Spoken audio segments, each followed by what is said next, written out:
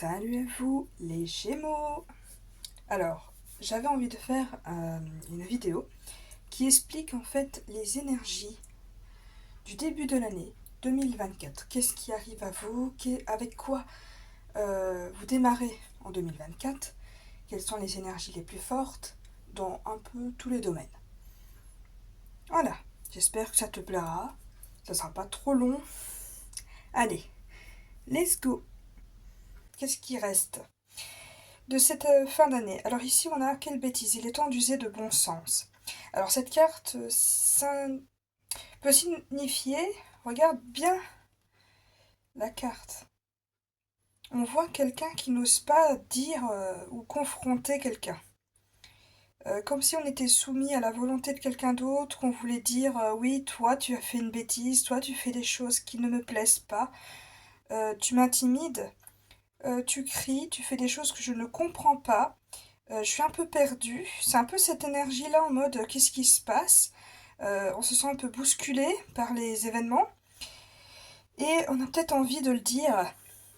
Qu'est-ce qui nous plaît pas? Qu'est-ce qui change et quel changement nous plaît pas trop?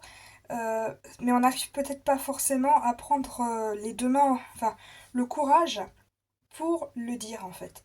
Dire qu'est-ce qui nous plaît pas, qu'est-ce qui va pas, qu'est-ce qui nous confronte dans ce début d'année, qu'est-ce qui se passe? Bon, on va voir peut-être d'autres énergies qui vont nous dire pourquoi est-ce que tu ressens ce genre d'énergie. Alors, la carte suivante, définissez votre parcours. Alors là, par rapport aux circonstances qui changent, on voit déjà quelqu'un qui sent qu'il est un peu obligé de définir ce qu'il a envie de faire, ses plans sur l'avenir, ce qu'il a envie de faire. Est-ce que ça coïncide encore à ce que l'énergie extérieure a l'air de t'impacter? On voit ici une reine de coupe qui veut couper la tête aux gens et t'es en mode non, j'ai pas envie de faire ça. Il y a des choses qui ne me plaisent pas. Et donc là ici, ça te force en fait à définir ce que tu veux faire, la bonne chose à faire, la bonne direction, euh, vers où aller. Et c'est là qu'on doit faire la liste ou les objectifs ou fixer des buts sur ce qu'on veut faire et ce qu'on ne veut pas faire. Est-ce qu'on suit, est-ce qu'on ne suit pas le courant?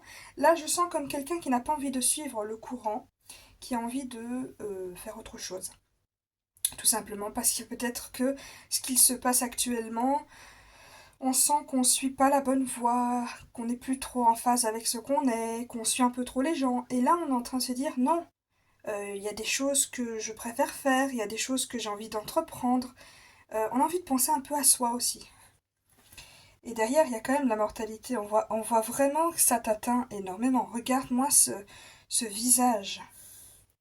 La vie est belle, il faut profiter des opportunités, euh, il faut saisir l'étincelle. Il y a peut-être des choses qui font que tu suis peut-être le mouvement ou l'énergie de quelqu'un qui ne coïncide plus vraiment trop à ce que tu as envie de faire, qui ne te fait pas vibrer comme tu voudrais, et que tu penses que aller ailleurs ou faire d'autres choses te plairont particulièrement mieux. Je vais quand même regarder un peu plus profondément cette carte.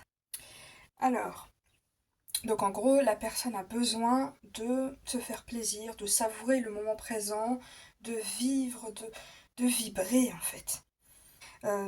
D'être en phase avec les gens, d'être vivant, d'être heureux, de rire.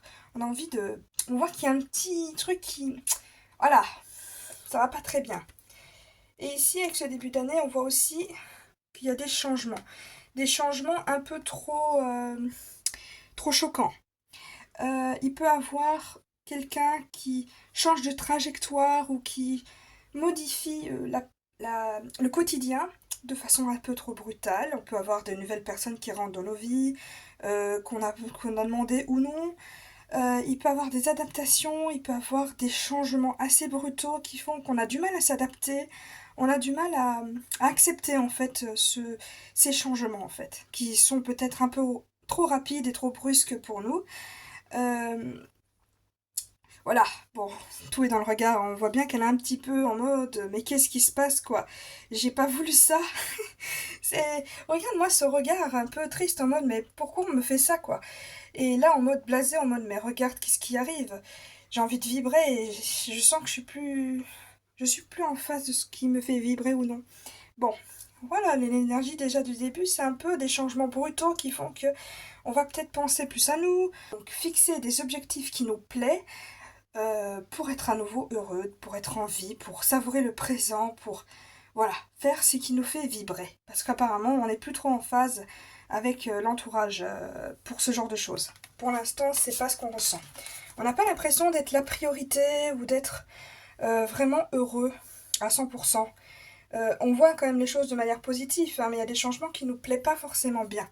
On le voit pas sous un bel œil en fait. Alors, suivant. Alors, je sais pas si tu as déjà rêvé d'avoir des dessins animés pour l'interprétation d'un tirage. Moi en tout cas je trouve ça sympa de faire un spécial Disney.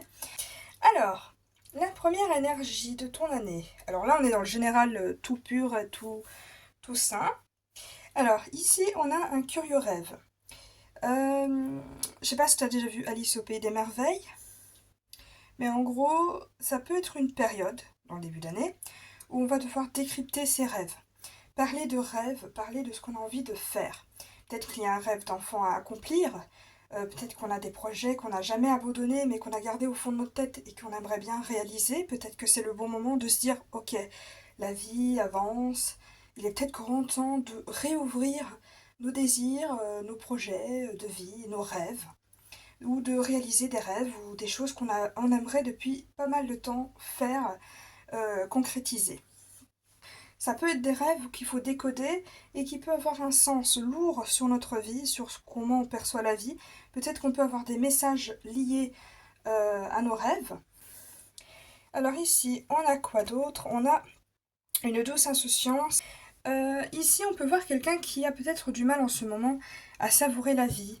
Par exemple, en mangeant juste son plat préféré, en rigolant à une simple blague, en dansant tout simplement, ou faisant des choses très légères, très enfantins, très waouh, les petits bonheurs de la vie. Peut-être qu'il est grand temps d'aller peut-être se promener, de savourer.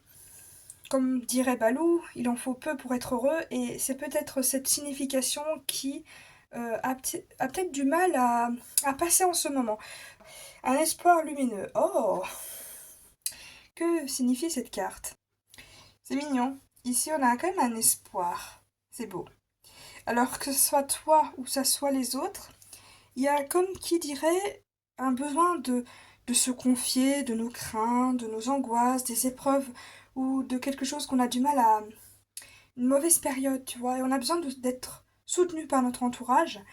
Et on sent que le confier à une autre personne permettra d'agrandir cet espoir qui sommeille encore bien au fond de nous et qui pourrait s'agrandir et donc garder le cap sur des choses positives de la vie. Là, avec vraiment cette couleur un peu grisâtre, on voit qu'il y a quand même une épreuve qui approche, que ce soit toi ou pour un proche, il y a une période difficile dans laquelle quelqu'un a besoin d'être soutenu, que ce soit toi ou les autres. C'est peut-être toi qui vas soutenir une personne qui est en difficulté, ou alors c'est toi qui traverse une mauvaise passe et qui a besoin de soutien, qui a besoin de sourire, qui a besoin de reprendre goût à la vie. Il y a, comme qui dirait, une épreuve difficile en début d'année qui fait que c'est compliqué, mais garde espoir. Vraiment, c'est le message, c'est garde espoir. Ça peut bien se finir aussi. La meilleure chose qui peut, si on a des problèmes, peut-être liés aux autres, c'est d'en parler tout simplement, d'essayer de comprendre peut-être avec la curiosité pourquoi telle ou telle personne fait telle ou telle chose et qui nous rend peut-être la chose moins facile à vivre. Il y a quelque chose ainsi, peut-être une petite conversation honnête, plus claire, plus ouverte, pourrait peut-être permettre à dissiper certains doutes, et redonner un peu de l'espoir à la vie. Et bien sûr, reprendre le goût de la vie, la légèreté, les rires et tout ça. Il y a peut-être une petite épreuve ainsi. Alors, on va passer maintenant au sentimental.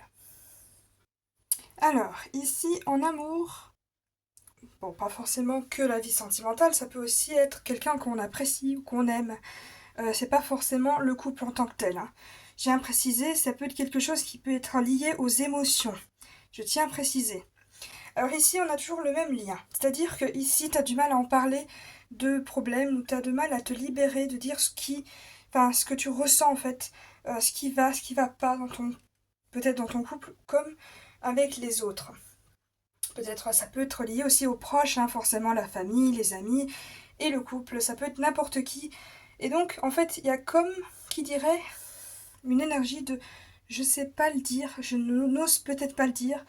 Et en fait, sois honnête, libère tes émotions, dis ce que tu as envie de dire. Et crois-moi, ça va te soulager d'un poids. Et ça va peut-être te rendre la vie plus joyeuse après parce que tu es peut-être dans un état un peu moins positif. Alors ensuite, on a quand même ici le 2 de cadeaux. Ça nous rappelle en fait qu'il est important de fixer des priorités. Il faut savoir gérer un peu mieux son temps pour jongler et faire ce qu'on a envie de faire aussi, penser aussi à soi. Parce que là, il y a un petit déséquilibre d'emploi du temps. Genre, soit on n'en fait pas assez pour les autres, soit on en fait. Bon, en général, c'est plutôt on en fait trop pour les autres. Ou du moins, on ne gère pas bien son temps, son planning. Alors, l'as d'aiguille. Bon, l'as d'épée. On peut voir que tu as les idées pour arranger ce planning, justement. Où tu as déjà carrément la main déjà dessus. Pour tricoter et faire ton planning comme tu en as envie. Tu as les idées, c'est toi qui dois entreprendre ce projet ou ce que tu as en tête. Mais en tout cas, c'est Eureka, tu as la solution, tu peux le faire. Ok. Alors ici, avec le 10 d'aiguille, on voit qu'il y a comme peut-être, j'ai bien dit peut-être, hein, hypothétiquement, la fin d'une amitié, la fin d'un couple, la fin avec quelqu'un ou au moins peut-être, j'espère pour toi, juste la fin de la période de tristesse dans laquelle tu te trouves. Que en parler, arranger mieux ton emploi du temps va permettre de réfléchir aussi, parce que bon, l'ASDP a quand même une idée qui vient comme ça. Euh, Peut-être que tu vas proposer peut-être le planning que tu fais, etc. On voit qu'en tout cas tu sors d'une période de tristesse, une période où ça n'allait pas si bien que ça. Peut-être que avec cette tasse d'aiguille, cette tasse d'épée, ça va résoudre les problèmes, mais en tout cas une chose est sûre, c'est que tu peux peut-être, dans le pire des cas, perdre un ami, avoir des changements dans la vie qui va faire que ça va t'éloigner de quelqu'un dans n'importe quel secteur de ta vie. Alors ici, on a le 6 de bougie, donc le 6 de bâton. Le 6 de bâton. Déjà, c'est la victoire, c'est le succès. Tu peux recevoir des récompenses, des cadeaux. Tout ce que tu mérites, tu le reçois. Que ça soit pas forcément que matériel, mais aussi sentimentalement, hein. Ça peut aussi être du donnant-donnant. Peut-être que des mauvaises épreuves fait qu'à la fin, ça se renforce avec quelqu'un, parce que là, il y a quand même un duo. Avec le 6, c'est vraiment du donnant-donnant. On voit que peut-être que ça va renforcer le lien avec quelqu'un, que tous ce petit passage va faire que finalement ça se passe mieux. Il y a peut-être de la confiance ou de l'espoir ou peut-être une amitié renforcée après. Mais en tout cas, ça va s'arranger, ça c'est sûr. Ou du moins, tu vas peut-être quitter la situation de quelqu'un et ça va aller à la planification d'un nouveau projet, d'un nouveau chemin à faire avec quelqu'un d'autre et tu en profites. Et ici, tu as le 4 d'épée. Ça montre que ça va prendre quand même du temps, qu'il faut du temps pour recharger les énergies parce que ça va peut-être dans tous les sens. Là, on te dit tout simplement, d'accord, tout va se passer pour le mieux, tu vas peut-être avoir les idées pour résoudre certaines affaires, tu vas peut-être te libérer en parlant, ça va peut-être réduire les tensions, réduire certaines choses avec certaines personnes. En tout cas, la période se terminera. Et en tout cas, après, c'est du donnant-donnant. Et on te demande aussi de ne pas aller trop fort, mais juste de récolter aussi, de prendre son temps, de laisser reposer, ou peut-être même de faire le deuil en fait de quelque chose. De lâcher quelque chose. Il y a quelque chose qu'il faut lâcher aussi. Dans cette énergie-là. Là, on te demande, ok, réfléchis. Là, c'est vraiment, on se détend, on fait le deuil, on passe à autre chose. Voilà. Ou on endort quelque chose. Mais en tout cas, on est vraiment dans cet état d'esprit-là, de ne pas non plus trop brusquer, de se recharger, de prendre du temps pour toi, de te reposer. Il y a des trucs ainsi. Bon. Ok, le côté sentimental est un peu, voilà, perturbé en ce moment.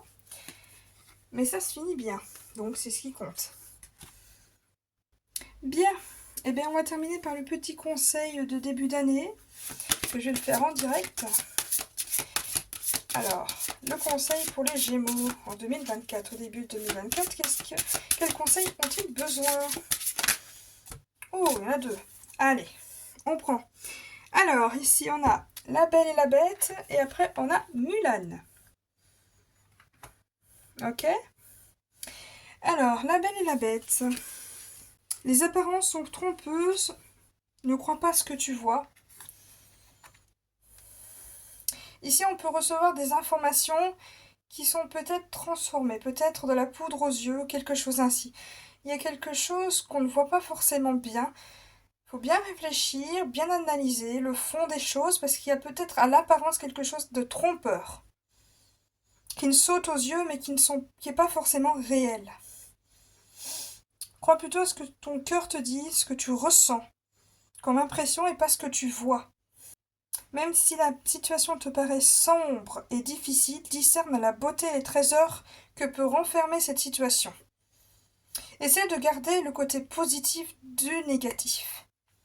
Ici après, avec Mulan, c'est pas forcément une guerre que tu es censé mener, mais ton honneur est engagé et ta solidarité t'entraîne dans la bataille.